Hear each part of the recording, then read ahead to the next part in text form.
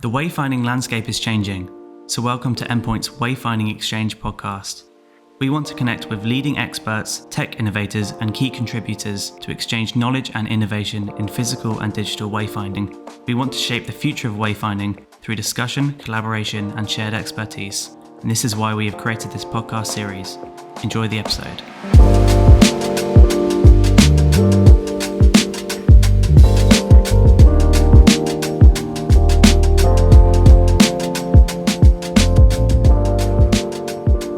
So, welcome back to another episode of the Wayfinding Xchange Podcast. Today, we're delighted to host Scott Carroll, Director at LDA Design. LDA have over 40 years of experience and have been at the forefront of transforming landscapes and shaping the world for the better.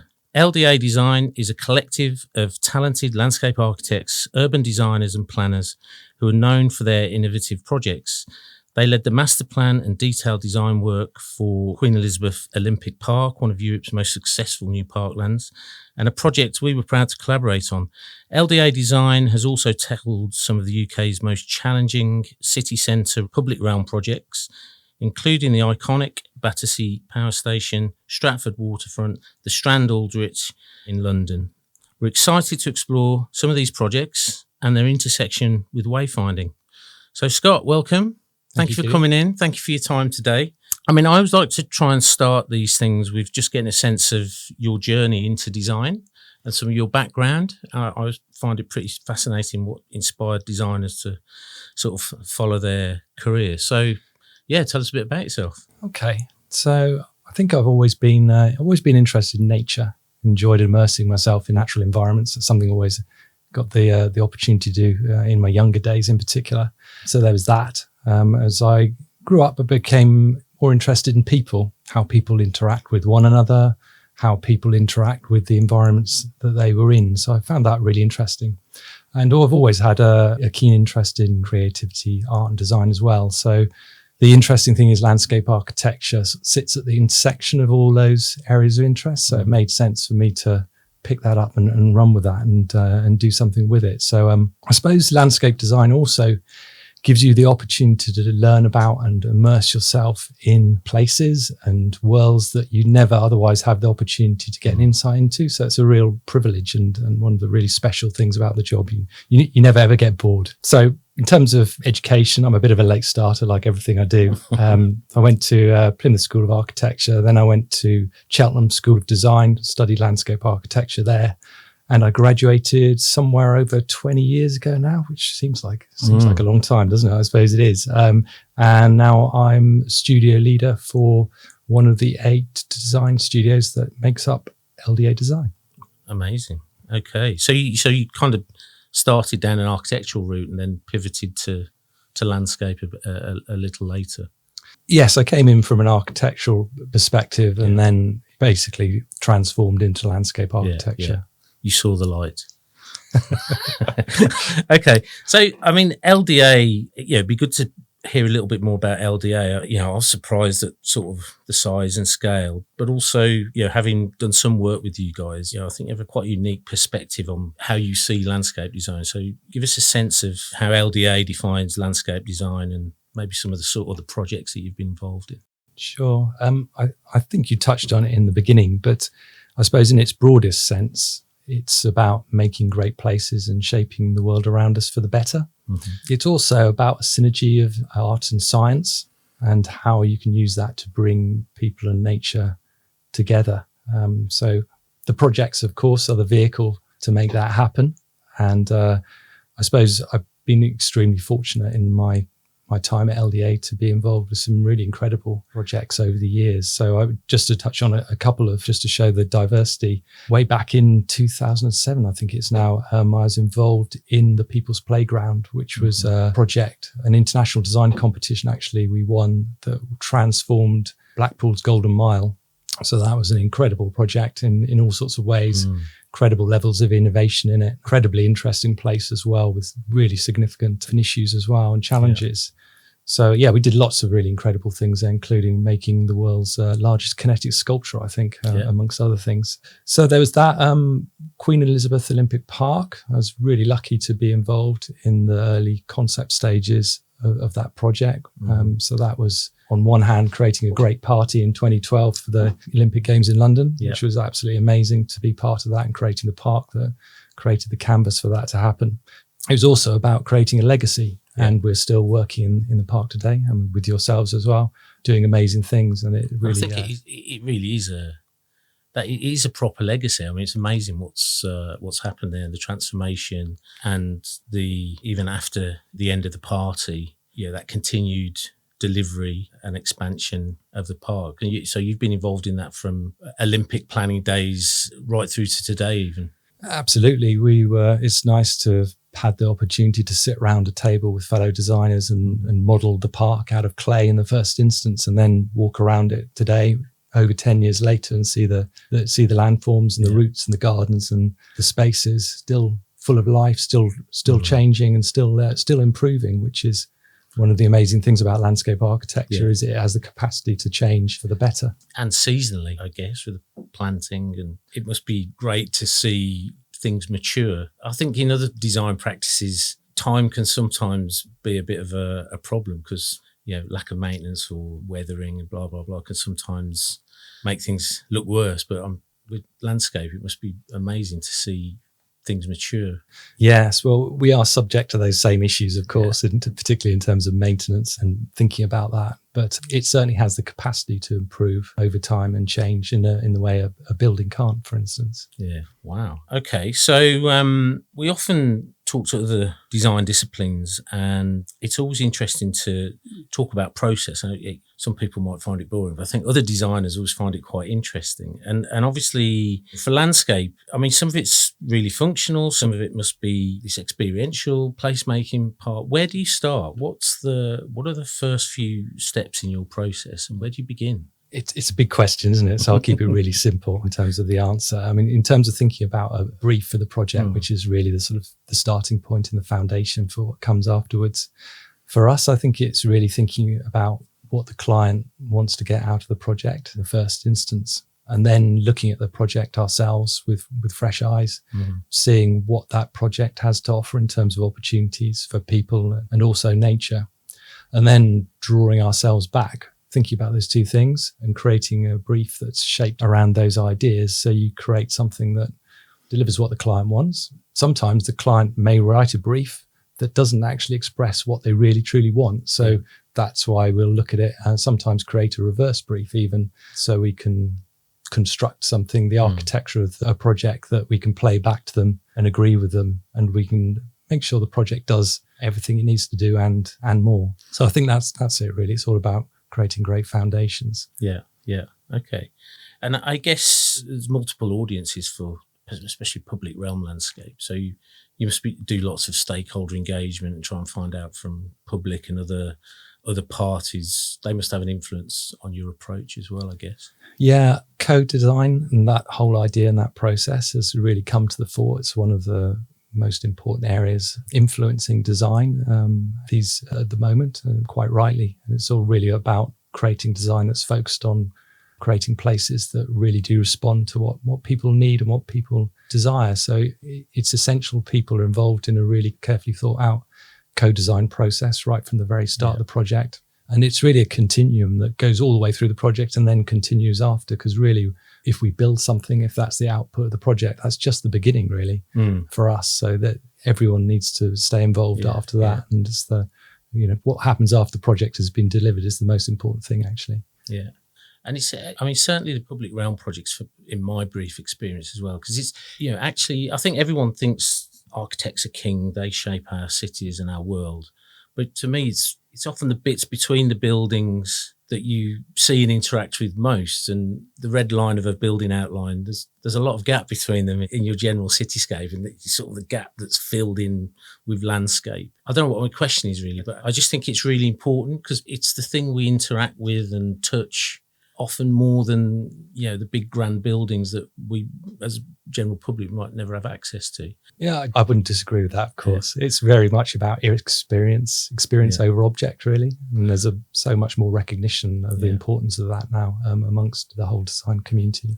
And obviously now, we work on a lot of buildings and they are just kind of buildings, but there's this real sense now of bringing landscape into buildings. So are those sort of interior landscape things like receptions and terraces and roofs and stuff, are you seeing more of that recently, or has that always been part of your work? It's definitely more of that. Again, some of the things that are really important in terms of climate crisis and nature recovery and social equity, all these things are important about emphasizing the life in between the buildings that you've just been talking about, but making the most of our urban spaces. So that means drawing life through into buildings, whether that's, that's people and it's nature as well, and then out onto the buildings themselves. And we've been involved in a lot of projects that look at all those aspects. It's really challenging, but it's really rewarding and creates special places, I think. So do you think some of that is being driven by sustainability and wellness and the BREEAMs and the wellness scores? Do you think that sort of interior landscape architecture is kind of being driven by some of that? Or do you think it's a natural way for landscapes to go because it makes places more beautiful? I think there's a recognition our urban spaces and our buildings need to do a lot more than they ever have done now. And the BREEAM accreditations and the like are ways of measuring that, really. But really, they're measuring something that we should be doing and that we recognise is essential for all sorts of reasons, which are beneficial to nature and people. So, in terms of, like you're talking about, wellness and well-being, so important, creating environments that foster that. And there's so much research now that supports how we can approach that in terms of biophilic design and various other things. Also important in terms of having clean air to breathe in buildings and the spaces between buildings as well. So physical health also. And we need to really sort of think about everything we do in our project, the process and the project outcomes in terms of what the effect is on them socially, economically and environmentally, and bringing that all together and measuring it as well, which is really important. I think a lot of our projects now, we're seeking to measure as much as we can so we can really understand how our projects are performing and making sure that they deliver against our objectives and targets for wellness and well-being, all that kind of stuff. Very important. It's a phrase and discipline that's come up quite a lot recently, this biophilic design. What's your thoughts on that? Is that just a new name for landscape design or a section of landscape design, or is it a discipline within its own right? I'm glad you asked me about that because it's one of my favourite subjects and really, really important. And I can remember doing a Pecha Kucha on this about many years ago for the NLA when it wasn't so well heard of. You hear it a lot more now, but I think a lot of people don't quite understand what it truly means. It's really, people have been doing biophilic design for many years, but they didn't know they were. Some of our most successful environments are highly biophilic, but the difference is these days we have a body of knowledge behind us and academic research, which is proving to us what we all really knew about what creates great places. There's also a lot of research that's been done on how you can approach design in a biophilic manner. So it's very much about, in simple terms, it's about creating very rich sensory spaces for people and hitting certain performance requirements in terms of the sensory interaction between you and the environment. So there's three things. The first one's about shaping space in its biggest context. So it's actually about imagining how you can create a space that creates a sense of discovery and exploration as you move through it. It's about creating places where people have a feeling of prospect and refuge, for instance, where they're sitting. Then it's also sort of secondly about introducing content into that space. So it's that natural content. So it's all these amazing things that tingle your senses, if you like, all the way from green structure to the way you can hear bird song or you sort of hear the sound of wind in the trees. It's all those kind of things that you can do. And then lastly, you can also introduce references, natural references into the design, which could be the full biophilic patterns or natural materials in the urban environment. So that could be natural stone or timber, for instance. So it's a fascinating area and it's actually essential for people's health, well-being and happiness. It's something that we really take seriously in our design work. Fantastic. I'm glad we went down that route because it certainly pops up a lot more now in the briefs and in our own work. Collaboration, large design teams, it seems to me now that there's more and more design disciplines that are brought together on complex projects. It must be especially so for big landscaping projects. So how do you find working with large teams? And I guess you're often the design lead and have to manage all these sub-consultants and specialists. So do LDA have any specific working practices or processes that help manage that and ensure good outcomes for clients? I suppose one of the first things is to make sure you get the right team around you. So everyone has a shared mindset and everyone is good at what they do. and everyone wants to be there and work collaboratively. I think accepting that these larger projects in the first instance are their success of them, and to realise their full potential, they have to be a genuinely collaborative endeavour. Yeah, I think that's really important.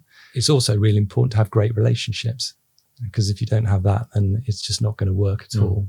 And then, of course, accepting that working together is going to bring advantages that you wouldn't have if you were working as a solo outfit, if you like. So there's going to be a creative synergy is going to be one of the ambitions of working together, and special things are going to happen that wouldn't happen otherwise. And for that to happen, you need to have certain qualities. You need to be able to listen to people and have an open mind, be open to change your opinion as well. And that's where you get things happening, the more of the sum of the parts, if you like. So all that's really important. Yeah. The magic. Yeah. But you also need the boring stuff as well, I suppose, which I would say, which is the foundation that allows collaboration to happen. So you need to have the clarity of process, program, systems, and the outputs, to make the magic happen. Yeah. I agree. It's the relationship parts often can be quite easy, but can come unstuck if people are not quite aligned in the scope and what's expected at certain stage deliverables. I agree entirely that all the soft stuff's really important, but getting into the nitty gritty and the small print's also equally important, I guess. You've got to work at it as well. It's just like any relationship. Yeah. If you've got 9 relationships going on, it can be quite hard work. I bet. So, I bet. But it pays dividends. Yeah. Brilliant. So obviously this is the Wayfinding Xchange podcast. And when I was doing the research, there's a lot of language used in your discipline, pathways, landmarks, experience. It's the sort of same language we use in wayfinding. And we're finding now that a lot of our, work is coming via landscape designers, where wayfinding has been put into their brief. How do you see the relationship between landscape wayfinding? Do you work with many wayfinding consultancies? What's your take on it? Unnecessary? We can do it all ourselves? I think the starting point is thinking about wayfinding as how people understand place, and then how they understand that place influences how they move through it and how they move between different places. So if we're a landscape architect, that seems a pretty fundamental thing to need to know for us to be able to produce something that works. So the starting point for us, I think, having accepted that, is when we get the opportunity to either create an environment that creates and supports natural wayfinding. So in other words, an environment that you can find your way around almost instinctively. And, it comes back to biophilic design as well. You can explore it and you can get a bit lost in it, but you feel safe. It makes you feel good when you go through it. That's about landmarks. It's about spaces, and it's about routes in its most sort of simple form. You're either creating a brand new environment using that, or you're editing an existing environment to support natural wayfinding. And then once you've looked at the natural wayfinding, you can think about the next layer of information that supports wayfinding. So that in particular is signage, of course, which is a fascinating and specialised sphere, as I'm sure you'd agree all with. Our audience would agree with you on that. Yeah, and for us, it's once you start looking at the signage, where it goes, you start obviously thinking about what the content of the signage is going to be. But there's all sorts of interesting things about signage which aren't just about wayfinding or that information. So again, I could reference our Queen Elizabeth Olympic Park digital wayfinding project that we've been working on together for this, in that we're creating a family of digital signage across the Olympic Park. And that's working obviously in terms of wayfinding, but it's also working in many other ways. So it's contributing to placemaking, it's contributing to civic generosity, it has an ecological role, and it also has a financial role. So sort of touch on that, the placemaking, these objects have been carefully thought about in terms of how they sit in their context with the park, the materiality. They're using concrete, they're using imprinted concrete, which references the river, which is what the park is all about. They've got civic generosity in terms of clocks on them. They have they can work as art installations and a whole range of other things, community information, safety information. They're also homes for wildlife. So they've got insect homes built into the signs themselves. They also have a range of bird homes as well, which relate to all the different birds that you find in different parts of the park. And then there's ecological information that goes on the signs with that. So it's another way of helping connect people with nature. And then the signs themselves are a stream of revenue as well. So that all helps maintain the park and keep it lovely. Mm-hmm. No, it's been I mean, I've not worked on it personally, but I know young Ollie here has, and some of the other guys. I think they've really enjoyed that collaboration, and it's encouraging when we work with other designers that our work's not just seen as designing the signage. There's, like you say, there's more to it, and helping support your ideas is natural wayfinding, and in a lot of landscapes there are edges to pathways, and you do have sight lines and you see distances. There are landmarks, be it art or flora and fauna. So it's been a really good collaboration. One of the interesting things that's always fascinated me is this idea of desire lines. So you see them in landscape all the time, these worn paths that are kind of naturally occurring and they kind of show flow in a very direct way. I mean, is that seen as a negative if that appears in a landscape that's been very carefully crafted, or is it seen as a positive and something to work with, and humans expressing themselves in a very natural way? How do you see them? I mean, I don't think we can really sort of think about any movement that involves people without thinking about desire lines. So it's kind of, again, integral to what we do. Yeah. And we certainly wouldn't blame people for desire lines because it's their own desire. Exactly, But I suppose it's interesting to think about what makes those lines desirable, if you like. The first starting point, which is sort of, as you've described, is about drawing a reasonably direct route between two places. And that's the sort of starting point for the design line, if you like. But beyond that, it gets a lot more interesting and complex. And you consider all the qualities that make up what you might call connectivity or high quality connectivity that influences what that desire line happens to be. As a crude example, a very quick desire line between one place and the next might be extremely dangerous. So someone might take a very long route round because they want to stay safe, and that would shape a desire line that isn't a direct line, for instance. So a few things in terms of quality that spring to mind would be accessibility of the route.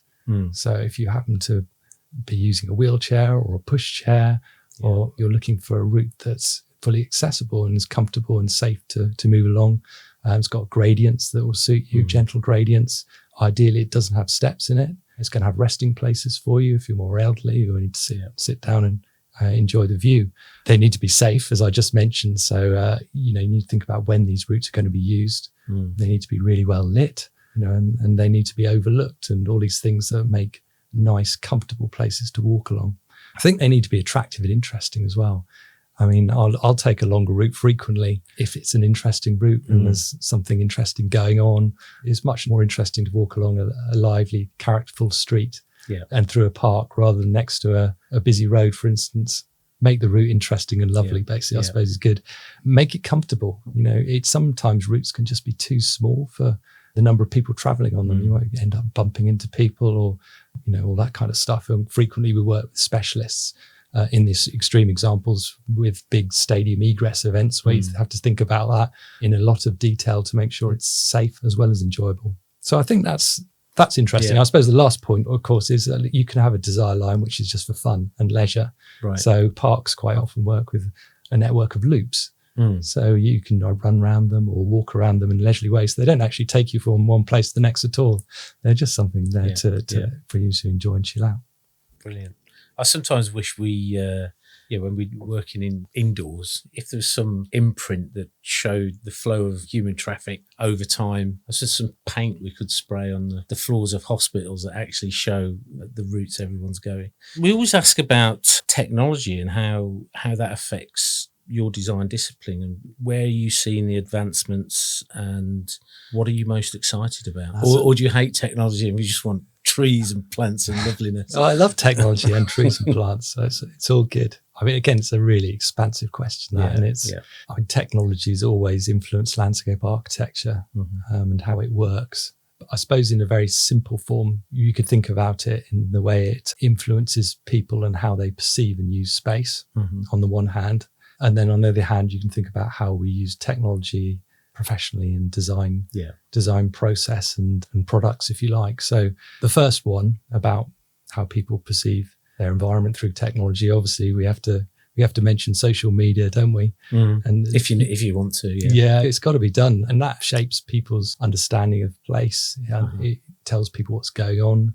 It provides information. whether that be right or not, it's provided. It's about imageability of place as well. That's got such an important role these days. I think that's really key. I mean, one really positive aspect of that, for instance, might be in terms of wayfinding, the apps that get used now. So if you're visually impaired, for instance, the whole range of apps out there can be a transformative way of getting around your environment and feeling confident and safe to do that. So that's one side of it. Then the other side is the actual use through design process and products and whatnot. So I suppose we've seen a shift over a number of years now, which is sort of changing the focus away from just a visual piece of design to presenting design as a series of layers of information, if you like. And it's very much technology is making ever stronger bridges between material and concept, between a design and then the physical reality of that and beyond. And you can see that being expressed through building information modeling systems, which most of our projects are using now to varying extents, and that's been transformative, really. So there's information in that which goes from the inception of the project and all the way through the life of the project. It's not just about how it looks and how it's made, but so many other things. So that's a huge transformation that's progressing all the time. But there's many tools as well and technologies that are being used that are transforming the way we go about our design processes and how we make things, basically. So obviously AI is a big one affecting everyone, but design industry, obviously, especially.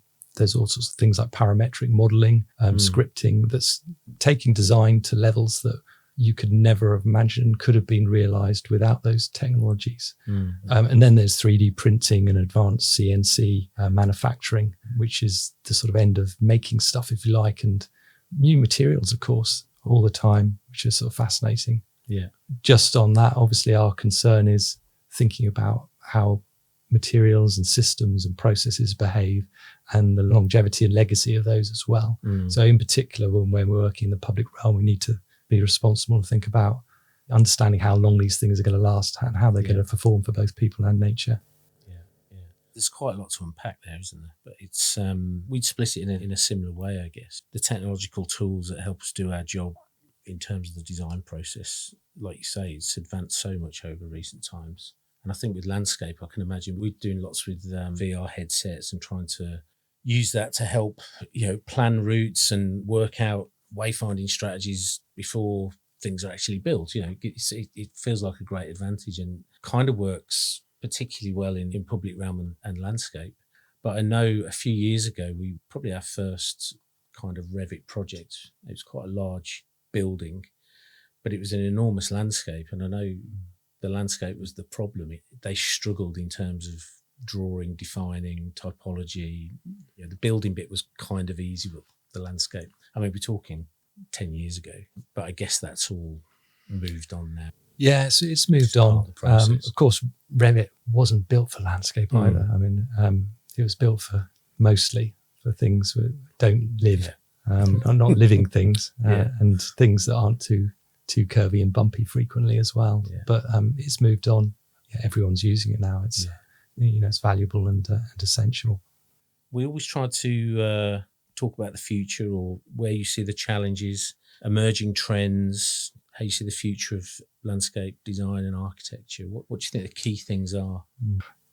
I'm an optimist fundamentally, but I mean, the future does look pretty scary right now. We're living in a time marked by geopolitical shifts, a pandemic, and a climate and nature crisis, and of course, civil unrest at the moment. And it feels like the role of the landscape architect, perhaps more critical now than it ever has been. So with that in mind, and there's a few areas that I think probably emerging that would spring to mind that I could share. So one of them we've talked about already is biophilic design. So I won't talk about that again. Climate resilient design, of course, is really important. So designing places that respond to the more extreme nature of the climate at the moment. So, for instance, dealing with rainwater runoff, treating the city as a sponge, for instance, capturing that, creating shade and shelter for people as well from the more extreme climate conditions. So that's, and of course, using planting and trees and species that are responding to our changing climate so they can be sustainable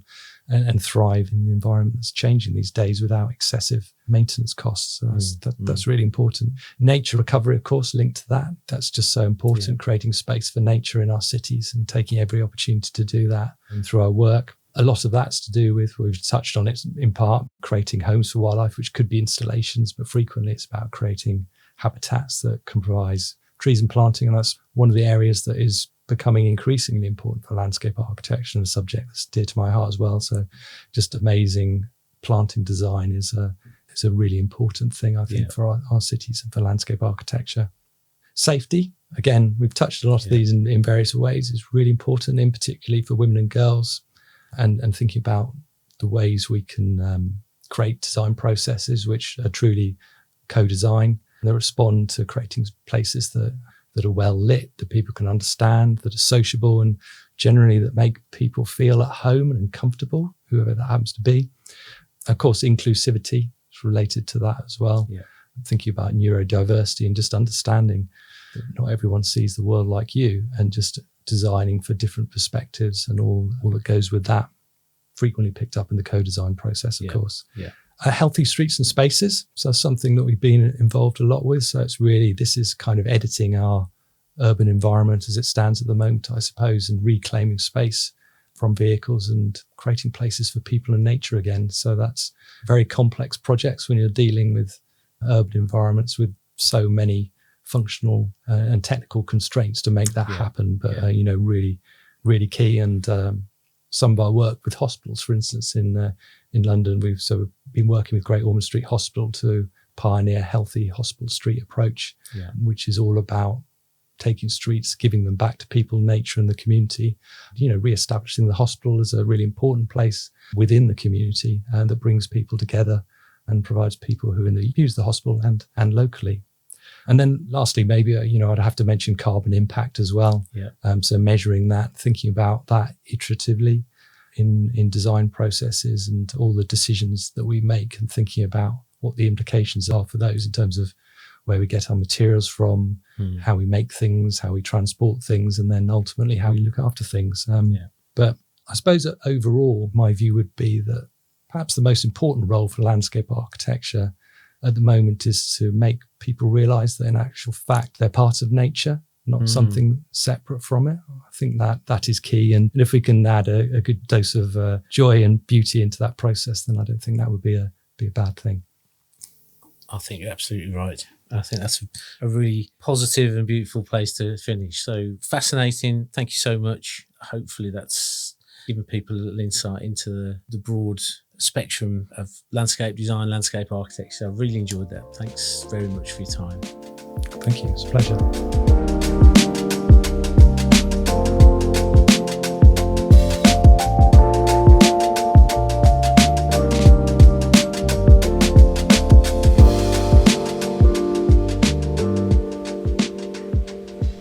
Thank you for listening to our latest Wayfinding Xchange podcast. Stay tuned for further episodes and feel free to contact us with any questions and suggestions for future episodes.